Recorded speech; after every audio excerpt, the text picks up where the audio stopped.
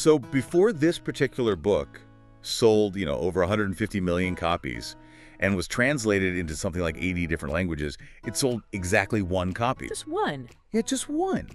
And then it actually took a full 6 months for the bookstore to sell a second copy. And get this, it was to the exact same person. Right. Which is just wild to think about now. I mean, the publisher basically gave up.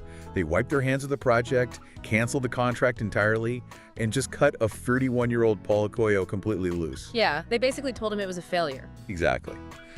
So today on the Deep Dive, we're looking at the 25th anniversary edition of The Alchemist. But, just to be clear, we are not just doing some standard recap of a famous story about a shepherd boy wandering through the desert. Right, we're going a bit deeper than that. Way deeper.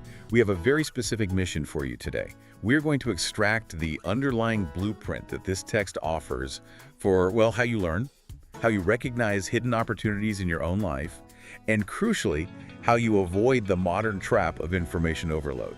And that publication history you just mentioned, that's actually the perfect lens for this deep dive. Oh, for sure. Because it's a detail from the author's foreword, right?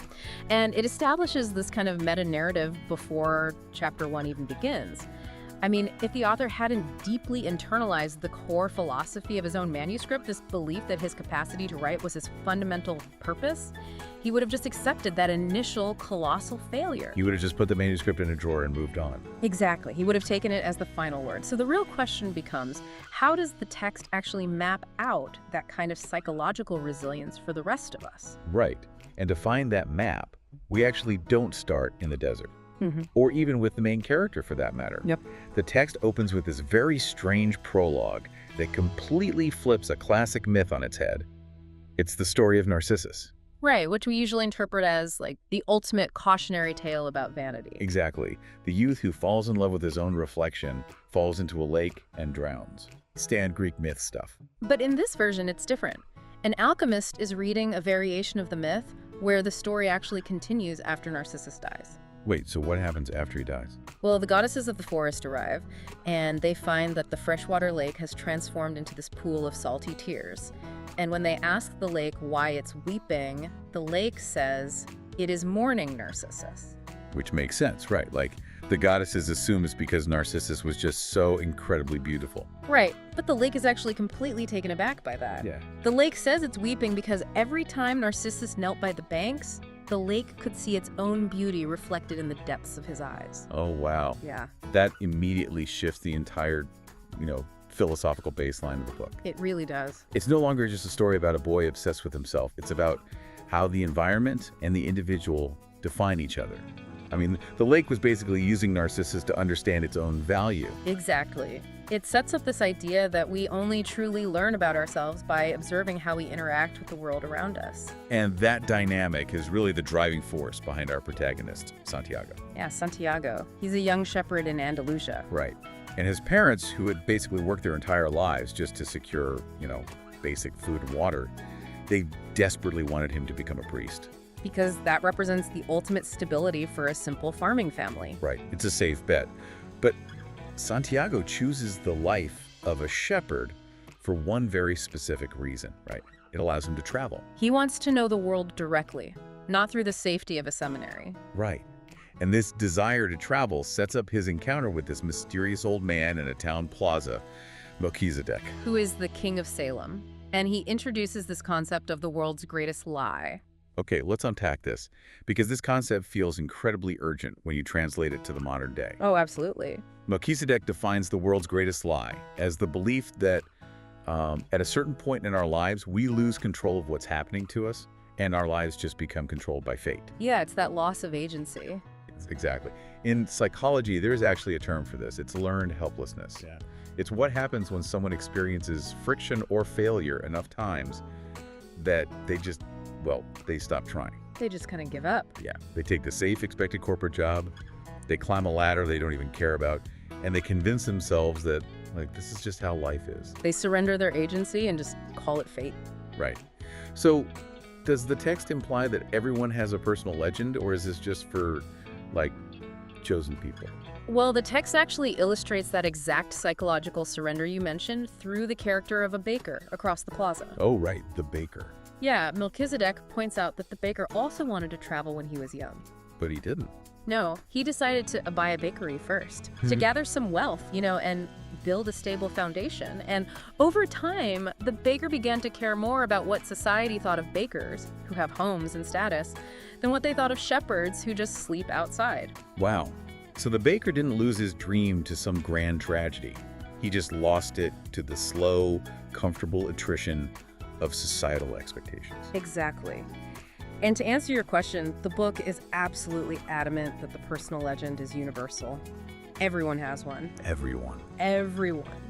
When people are young, the text argues everything is clear and they aren't afraid to dream. Yeah, kids always think they can be anything. Right. But there's this mysterious force that slowly conditions them to believe that realizing their personal legend is impossible. And that force isn't inherently evil, right? No, it's just the daily grind, the desire for social acceptance, the very rational need for a predictable income. But realizing that personal legend remains a person's only real obligation. But let's play devil's advocate here for a second, because knowing your overarching purpose and actually surviving in the real world are often in direct conflict. Sure. I mean, Yeah. You can't just abandon your responsibilities. You have the mortgage, the emails, family obligations. You can't just drop all that because you want to write a symphony or travel the world. Right, that wouldn't be very practical. So how does the text reconcile the pursuit of a grand vision with the friction of daily reality? Well, it addresses that friction through a parable that Melchizedek shares. It's about a boy who seeks out the wisest man in the world to learn the secret of happiness. Okay. So the boy arrives at this magnificent palace, but the wise man is super busy, so he hands the boy a teaspoon holding 2 drops of oil. Just a normal teaspoon. Just a teaspoon with 2 drops of oil, and he tells him to wander the palace for 2 hours with one strict rule: do not spill the oil. Oh, wow. So you have a classic cognitive load problem here. The boy is given this fragile, high-stakes task in a completely overwhelming environment. Precisely. So when the boy returns after 2 hours, he hasn't spilled a single drop. Success. Or so he thinks. Because when the wise man asks him to describe the Persian tapestries or the intricate gardens, the boy has to admit he saw absolutely nothing. Because he was just staring at the spoon. Exactly. His entire consciousness was narrowed down to those 2 drops of oil. So the wise man tells him to go back out and actually observe the marvels of the palace. Right. So the boy does. He returns with these vivid descriptions of the art and the gardens, but he looks down and he realizes the oil is gone. Oh, man. Yeah. And the wise man then delivers the lesson. He says the secret of happiness is to see all the marvels of the world and never to forget the drops of oil on the spoon.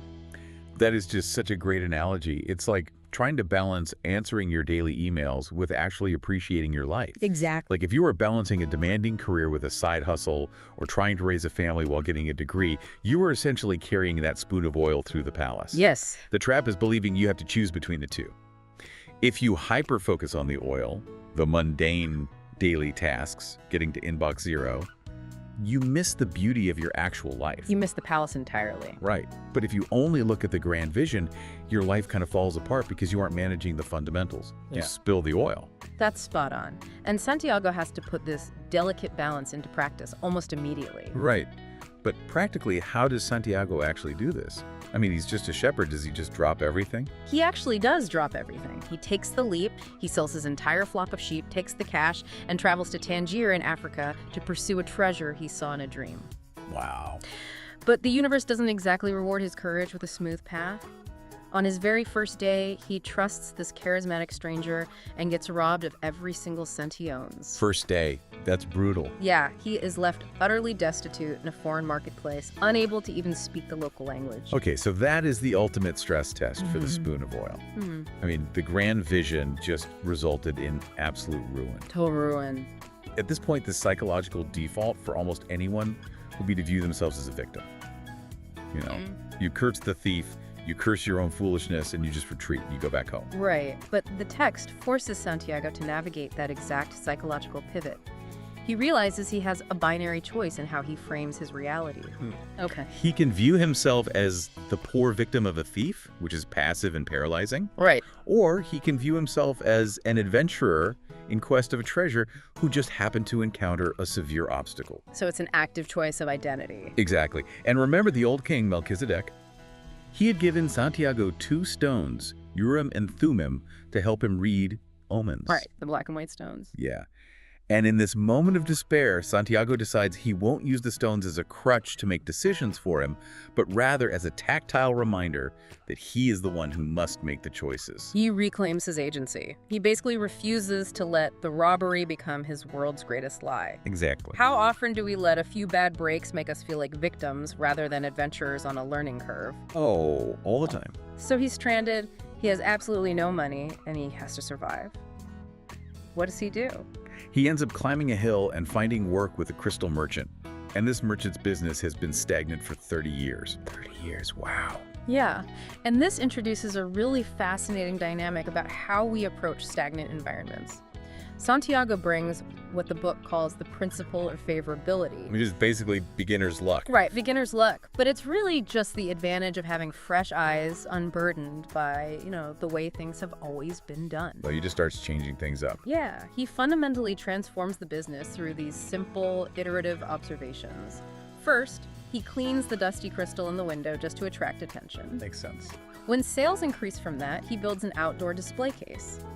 And when that succeeds, he suggests serving hot mint tea in the crystal glasses to the people who are exhausted from hiking up the hill. Oh, that's brilliant. Right. He blends the practical need for hydration with the aesthetic beauty of the crystal. And over the course of nearly a year, the business scales massively, and Santiago becomes a wealthy young man. Okay, here's where it gets really interesting, though. Because the real insight in this section isn't Santiago's business acumen, right? Yeah. It's the psychology of the crystal merchant himself. The merchant is a devout Muslim, and his lifelong religious obligation is to make a pilgrimage to Mecca. And now, thanks to Santiago's innovations, the merchant finally has the wealth to make the journey. But he refuses to go. Right. And isn't there something totally rational about the merchant's view here? Yeah. I mean, not everyone needs to risk everything. Some people just want a quiet life and a nice daydream, right? Well, the text doesn't condemn him for it, but he refuses because the thought of Mecca is the only thing keeping him alive. Wait, what does he mean by that? The merchant confesses that the dream of the pilgrimage is what allows him to endure the monotony of his days. Standing behind the counter, staring at mute crystals. Oh, I see. He is actually terrified that if he realizes his dream, he will have no reason to go on living. He deliberately chooses the safety of a daydream over the unpredictable reality of fulfillment. Let's pause and really dissect that, because it is an incredibly common human behavior. We see this all the time with people who perpetually talk about starting a business or writing a novel or moving to a new city. Oh, definitely. The idea of being an entrepreneur or a novelist becomes a core part of their identity. It's this safe, sterile fantasy. And the neurobiology of anticipation actually tells us that planning a reward often releases more dopamine than actually achieving it. That makes a lot of sense. Right. If you keep the dream in the future, it remains perfect. But if you actually try to write the novel, you risk the reality that it might be, well, mediocre. So the merchant is just protecting his perfect fantasy from the messiness of reality. That is a profound way to look at it, and like I said, the text doesn't villainize the merchant. It treats him with deep empathy, but it also highlights the tragedy of his self-awareness. Right. The merchant explicitly tells Santiago, every blessing ignored becomes a curse. Wow. Yeah, he recognizes the immense possibilities that have been open to him, and he knows that by choosing not to pursue them, his previous quiet life will now just feel agonizing. He has seen what is possible, but he is actively choosing to settle. Every blessing ignored becomes a curse. That is powerful. And that phrase is actually the catalyst that pushes Santiago back out the door, isn't it? Yes, it is. He realizes that having enough money to buy double the sheep he originally owned isn't actually the goal. The sheep are just the comfortable daydream. Exactly. So he embraces the Arabic concept the merchant uses, maktub, which means it is written, and he uses his wealth to join this massive caravan to cross the Sahara Desert. And this crossing introduces the deep dive's next core theme, how we process information and acquire knowledge. Because in the caravan, Santiago befriends this Englishman. Right, and this character is fascinating. He has spent a decade at university, inheriting a fortune, and then spending it all on the pursuit of the Philosopher's Stone and the Elixir of Life. He's fully committed. Oh yeah, he travels with these immense heavy suitcases packed with rare ancient texts, and he is heading into the desert to find a legendary 200-year-old alchemist. The contrast here is just brilliant. You have the Englishman, who represents theoretical knowledge and information overload, and Santiago, who represents experiential, intuitive knowledge. I mean, the Englishman is constantly burying his head in a book, trying to decode incredibly dense jargon about dragons and kings and chemical formulas. While completely ignoring the actual desert around him. Yes. It feels like a perfect metaphor for modern productive procrastination. Yeah. You know, like reading 50 articles on how to optimize your morning routine instead of just waking up and getting to work. Oh, guilty as charged? We all do it. We use complex information as a shield to protect us from actually doing the thing. We do. And Santiago actually attempts to learn the Englishman's way for a bit. He borrows the heavy books and tries to read them, but he finds the artificial complexity really frustrating and alienating. It just doesn't click for him. No, it doesn't. He realizes that burying himself in texts disconnects him from his environment. So he returns the books and goes back to observing the desert. Right. He watches the camels, he learns from his camel driver, he listens to the wind. He is tapping into what the book calls the language of the world, which requires absolute presence. I love this dynamic. It's like the difference between reading a 500-page manual on the physics of a bicycle versus just getting on the seat, feeling the balance, and falling off a few times until your body understands the mechanics. Exactly. But does the book actually say that the Englishman's academic approach is inherently wrong? Like one way is better than the other? Well, it's a bit more nuanced than that. Santiago doesn't judge the Englishman. He concludes that, everyone has his or her own way of learning things. He respects the dedication. Okay. However, the text clearly favors experiential learning. Because when Santiago synthesizes what he managed to pull from those dense texts, he realizes a fundamental truth. Which is? That the core principle of alchemy, that all things are a manifestation of one unified source, is actually so simple it could be inscribed on the surface of a single emerald. Oh, the emerald tablet. Exactly, the emerald tablet. So, the truth is inherently simple, but we overlay it with complexity because complexity feels more, rigorous. Like, if the formula for the Philosopher's Stone is 1,000 pages of impenetrable code, the Englishman has a built-in excuse for why he hasn't found it yet. Exactly. The text clearly argues that while theoretical study has a place, it just cannot replace experiential immersion. The Englishman is looking for truth trapped inside the pages of a book, whereas Santiago is learning to read the truth as it is actively unfolding in the soul of the world around him. But that immersion in the world brings its own set of massive complications, right? Because the caravan can't just casually cross the Sahara. Tribal wars break out. Yeah, it gets really dangerous. So they are forced to seek refuge at the Al Fayoum oasis. And oases are neutral territory where violence is forbidden, so the entire journey just grinds to a halt. It does. And this is where Santiago encounters what appears to be the ultimate distraction. He goes to a local well to help the Englishman locate the alchemist, and there he meets a young woman named Fatima. The text describes it as a moment of absolute clarity, where time basically stands still. Looking at her, Santiago immediately understands the purest manifestation of the language of the world, which is love. Wow. It requires no translation, no historical context. He feels instantly that everything in the universe has been written by one hand and that she is the reason he is there. Wait, so what does this all mean for his personal legend? Doesn't love usually complicate the mission? I mean, in almost any other narrative structure, this is the part where the hero is forced to make a devastating choice. Right. The romantic interest usually serves as the final temptation to abandon the quest. Exactly. The hero has to choose between love and duty. Yeah. And Santiago is completely ready to give in, isn't he? He is. He told Fatima that the war, which he previously saw as a huge obstacle, was actually a blessing because it brought him to her. He is willing to throw away the treasure, the pyramids, everything, just to stay at the oasis with her. So what happened? Well, Fatima entirely flips that classic trope. She identifies herself as a woman of the desert, and she pushes back against his willingness to settle. Really? Yeah. She tells him that a man's personal legend is his primary obligation. And, more importantly, she establishes a profound philosophical rule for the text. She says true love never keeps a man from pursuing his personal legend. Oh, wow. If it does hold him back, then it wasn't true love. It wasn't the love that speaks the language of the world. She tells him she will wait for him. That is a massive paradigm shift for how we view relationships, partnerships, and support systems in our own lives. It really is. Because we often frame commitment as this series of sacrifices, right? Where you have to shrink your own ambitions to make room for the other person. But Fatima is saying the exact opposite. Right. She is saying that when you are truly aligned with someone, they don't act as a tether holding you to the ground. They act as a catalyst propelling you forward. She even gives him the freedom to fail.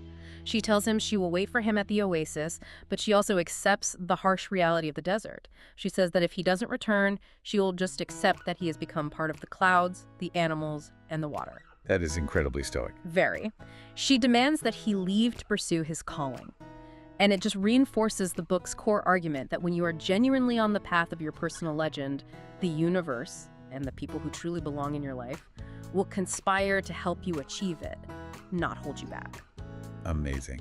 So, as we pull these threads together for you, the listener, the real value of The Alchemist isn't in memorizing the plot points of a shepherd's journey to Egypt. Not at all. The book operates as a diagnostic mirror for your own life. Are you looking at early friction and failures and using them as an excuse to embrace learned helplessness, like abandoning your capacity, just like Coelho almost did with this very manuscript? Or are you carefully guarding a daydream, terrified of actually putting it into practice because reality is messy, much like the crystal merchant? Right. Or are you drowning yourself in books, podcasts, and preparation? Using information overload to hide from the simple, terrifying act of actually doing the work, like The Englishman. And that tension between endless preparation and actual execution is perfectly captured in one final, lingering detail from the text. Let's hear it. After years of intense study, after lugging hundreds of pounds of obscure books across the Sahara Desert, the Englishman finally gets his wish. He tracks down the legendary alchemist at the oasis. Okay. He stands before this master, and he asks the ultimate question he has devoted his entire life and his fortune to answering. He asks, how do I actually transform lead into gold? Okay, if I'm the Englishman, I'm expecting a highly complex chemical formula at this point. I want the return on investment for all those years of reading. What does the alchemist actually tell him? The alchemist doesn't offer a new book. He doesn't provide a secret code or a complex ritual. He simply looks at the Englishman and says, go and try. Wow. Go and try. That is incredibly confronting. All the theory in the world doesn't matter until you actually touch the materials. It strips away all the intellectual hiding places. So, the provocative thought this leaves you with is this. What is the lead in your own life? What is that project, that career pivot, that difficult conversation you are endlessly researching, over-planning, and hoarding information about, instead of just taking the leap, enduring the friction, and trying to turn it into gold? Go and try. There really is no substitute for the friction of reality. Thank you so much for joining us on this deep dive. Keep an eye on how you're balancing the oil on the spoon today. Watch out for the comfort of the crystal merchant's daydream, and we will catch you on the next one.